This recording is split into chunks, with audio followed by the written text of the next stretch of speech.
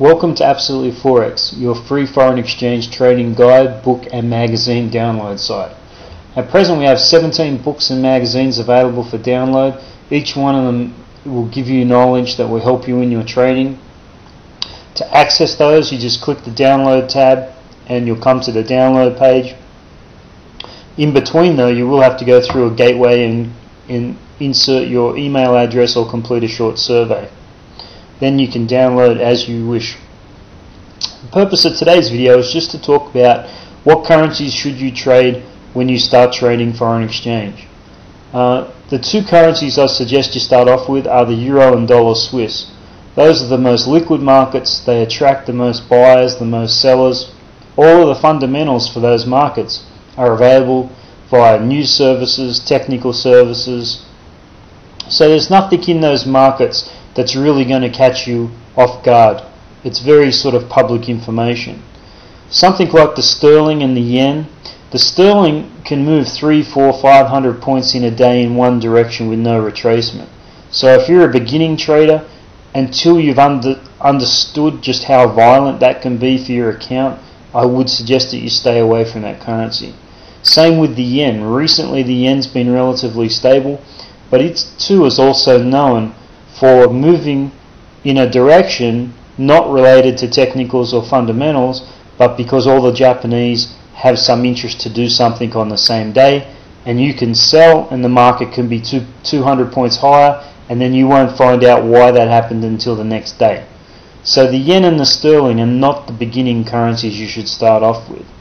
And moving on to the commodity currencies, the Canadian dollar, the Australian dollar, the New Zealand dollar, those ones typically have higher interest rates than other countries in the world. So sometimes they don't get sold off as aggressively as some of the other currencies will because they have natural interest rate support. Now from time to time they do get absolutely creamed, as what happened with the Australian and the Kiwi dollar a few years ago.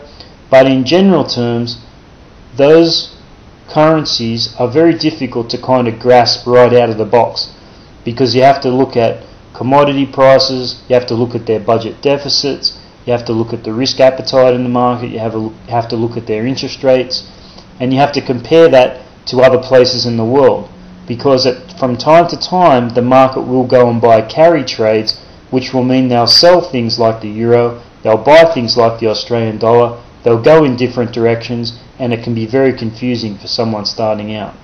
So again, I just want to come back to where I started this video. I just want to recommend for anyone opening an account tomorrow that they start out learning the Euro and Dollar Swiss first.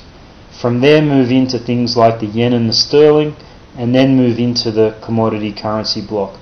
Try to stay away from getting caught up in the cross rates, the Euro Sterling, the Euro Aussie, Euro Yen, Sterling Yen, all those types of things, because until you have some experience trading, until you developed a trading plan, a trading strategy, and some risk management in terms of how much you're willing to lose against how much you're willing to gain, you're just moving into something that is just more advanced than what has been explained to you by your broker when you're opening the account. Also, it's important to make sure that you really understand every movement of the Euro and Dollar Swiss, whether it's technical, fundamental, news driven, interest rate driven, all of those things. I mean, that's how you learn how to trade a currency. What does the currency do in Asia? What does the currency do in London? What does the currency do in New York?